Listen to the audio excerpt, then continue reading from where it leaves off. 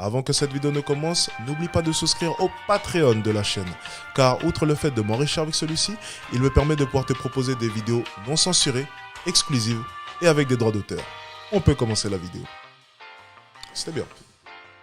Good. Alors, un conseil, ta relation, ça sert à rien. Et go à la salle. Pardon? Non, j'ai mal entendu là. Donc en fait, maintenant, Quand une fille commence une vidéo par « Pardon ?» Non, mais j'ai mal entendu là. Avec ce genre de mimique, généralement, c'est pas une lumière. Hein. Mais, pas de jugement de valeur. Regardons la suite, les gars. Attention. Regardons la suite, pas de jugement de valeur.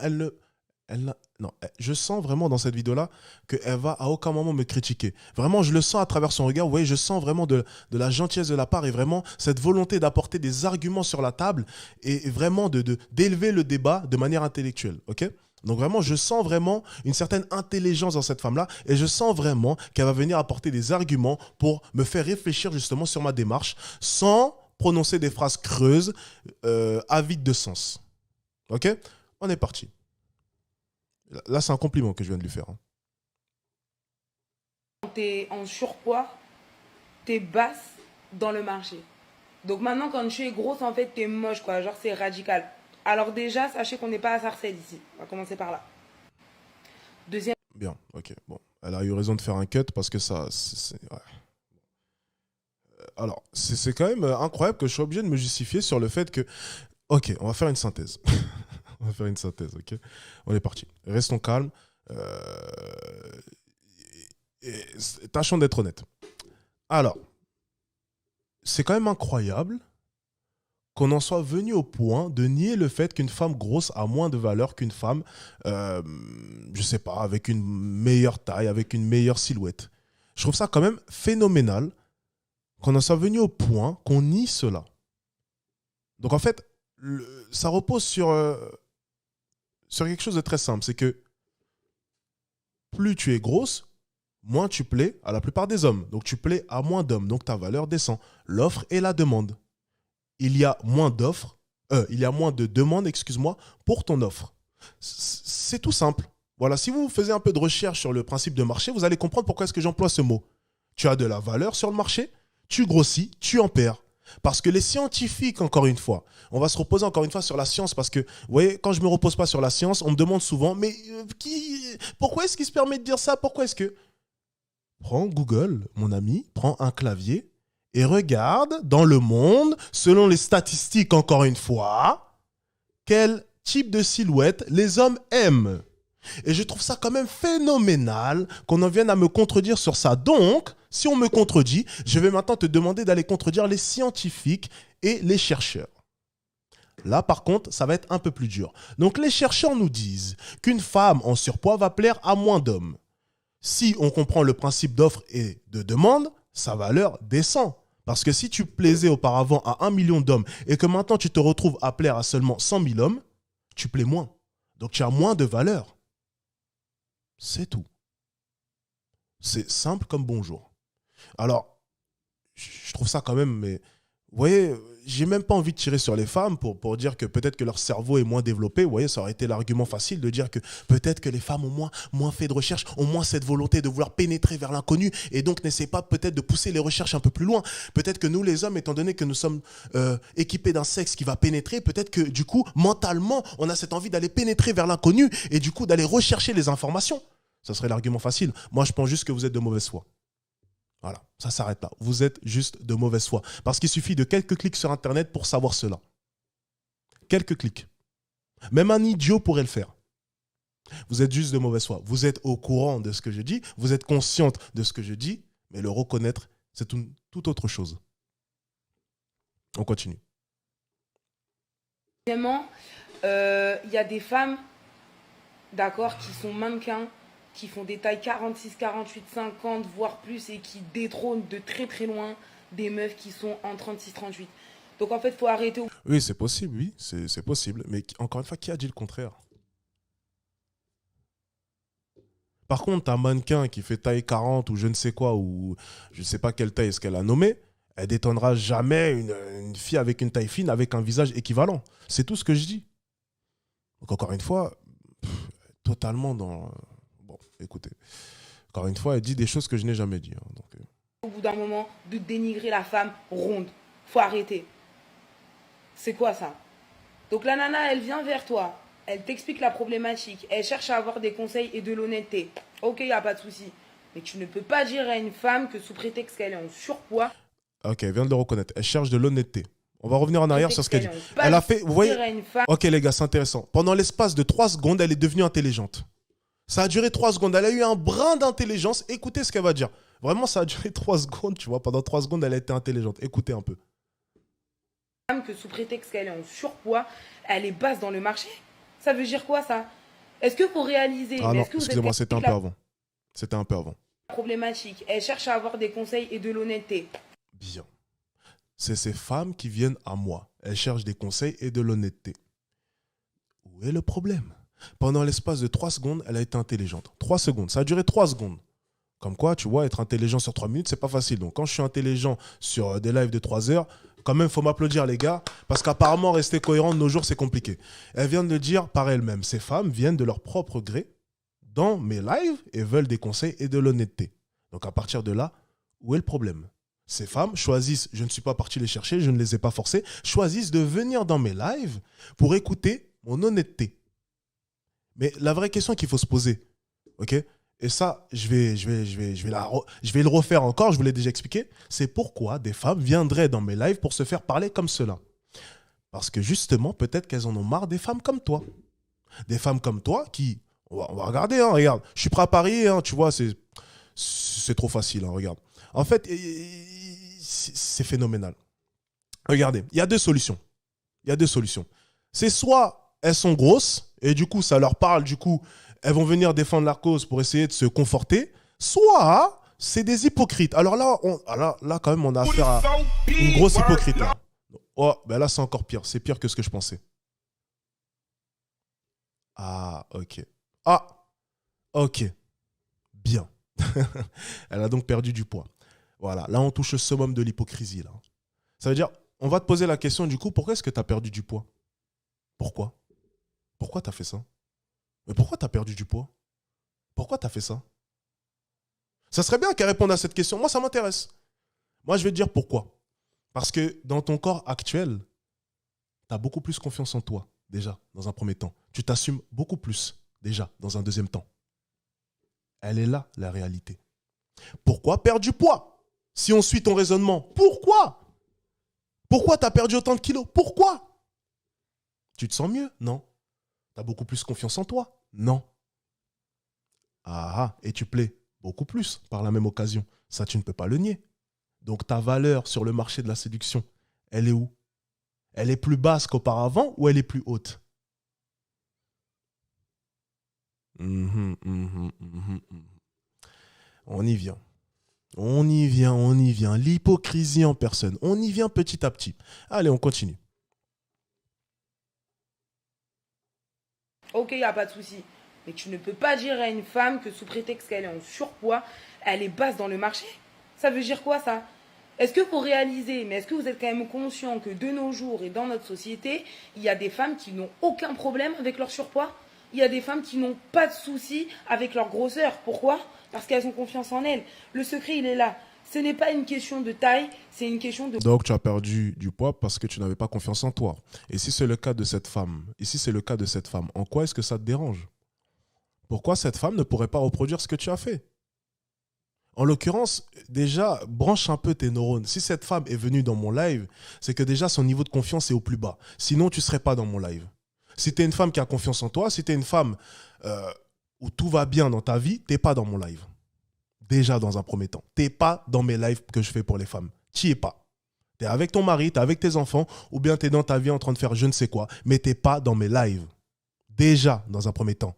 Donc tu vois, si tu branchais un peu tes neurones, tu comprendrais peut-être que cette femme-là, elle ressemblait peut-être à l'ancienne toi qui manquait de confiance en soi. Alors là, la réponse facile qu'elle va nous sortir sûrement, c'est « Non, mais même quand j'étais gros, j'avais confiance en moi, hein. J'ai perdu du poids. » Pourquoi tu as perdu du poids? Alors, il y a encore une fois 2 arguments. C'est soit pour les problèmes de santé, dans ce cas-là, ça viendrait encore une fois confirmer mes dires d'auparavant, soit ça peut être quoi? Soit confiance en toi, perdre du poids, pourquoi? Pourquoi est-ce qu'elle aurait voulu perdre du poids? À part la confiance en soi et les problèmes de santé. Je sais pas.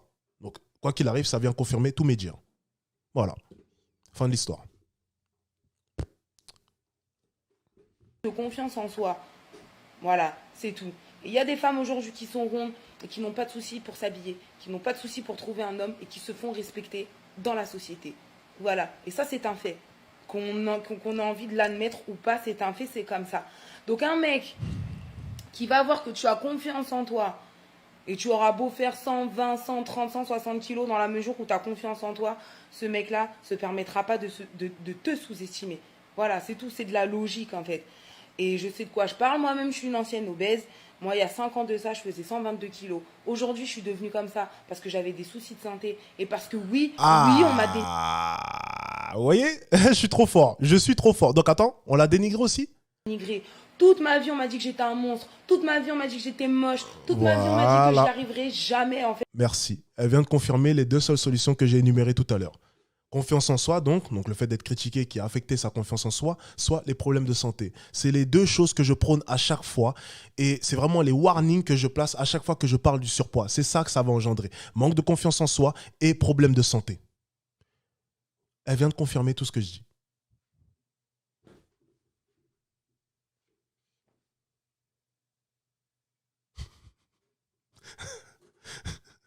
Voilà. Voilà, je sais pas quoi dire. Voilà. Et elle faisait combien? 122 kilos? 120? L'autre, elle faisait 115, ça va, elle va la rejoindre. Bah oui. On va attendre quoi? Qu'elle te rejoigne et qu'elle te dépasse à 130 peut-être? Mon Dieu. Allez, on continue, on termine ça. C'est honteux. C'est honteux. Parce que j'étais trop grosse. Et aujourd'hui, je suis devenue comme ça. Et je vais te dire, c'est pas pour autant que je marche sur les réseaux. Oui, ok, on me drague dans la rue et tout. Mais moi, tu regardes mes TikTok. Franchement, j'ai pas beaucoup de vues. J'ai pas beaucoup de j'aime. J'ai pas de gens qui me DM pour me dire ouais, t'es trop bonne, t'es trop fraîche, t'es machin. C'est quoi le rapport? Attention, c'est pas parce que t'as perdu du poids que t'es devenu une 10 sur 10. Hein. Attention, le poids ne définit pas la note. Hein.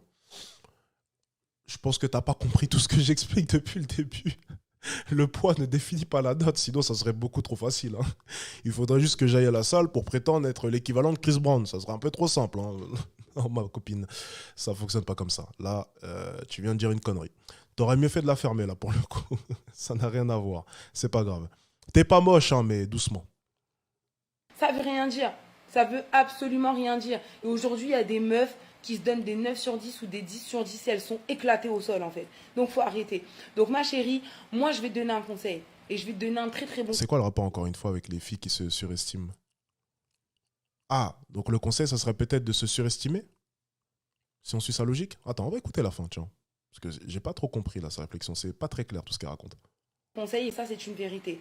Si un homme se permet de venir vers toi, se permet par je ne sais quel procédé de te sous-estimer parce qu'il se dit que de toute manière, t'es grosse. Donc, forcément, vu que t'es grosse, bah, tu prends le premier venu. Et ben, mets-toi bien juste en tête que c'est cet homme-là qui a un problème d'infériorité, qui a un problème avec son physique et qui a surtout un problème de confiance en soi. Voilà, c'est tout. Alors, encore une fois, elle aurait mieux fait de se taire parce que justement, je lui disais ça vis-à-vis d'une relation où justement l'homme en question, donc l'homme de cette femme-là, je vous remontre un peu l'extrait comme ça, donc l'homme qu'elle fréquentait, donc ça faisait 8 mois qu'ils n'étaient même pas ensemble. C'est-à-dire qu'en fait, il laissait courir le fait que, bon, ils sont là, ils sont pas ensemble, il ne sait pas trop. Lorsqu'elle lui demande si c'est une relation sérieuse, il ne sait pas. Il a 30 ans passés et il se permet du coup de la balader comme ça depuis 8 mois. Ça faisait 8 mois que cette femme-là attendait comme ça une réponse de la part de cet homme-là. Alors moi, je lui ai posé une question intéressante. Tu te surestimes, et je le dis dans le live. Les gars, j'ai le live en entier. Donc, vous voyez, c'est bien de voir à quel point est-ce que justement, j'étais dans le sens de cette femme-là. Je lui ai dit, ma chérie, tu te sous-estimes. J'ai dit ça noir sur blanc. Vous avez tellement cette peur de finir un jour seul que vous êtes capable de vous engager dans des relations qui ne mènent à rien. Simplement pour avoir l'impression de s'accrocher à quelque chose. Vrai ou faux? C'est vrai. Tu as très vite compris que ton enfant ne comblera pas le vide d'un mari, n'est-ce pas? C'est Et sûr. tu espères du fond du cœur que cet homme que tu as rencontré pourra combler le vide dont tu me parles.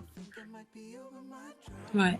Mais pour combler le vide dont tu me parles, il faut un homme qui est prêt à réellement s'engager, pas un homme qui attend ne serait-ce que 8 mois pour Je suis désolé, mais ce qui est assez drôle, c'est que on ne parle même pas de fiançailles, excuse-moi, on ne parle même pas de demande de mariage, on parle simplement de passer d'une relation non sérieuse à une relation sérieuse.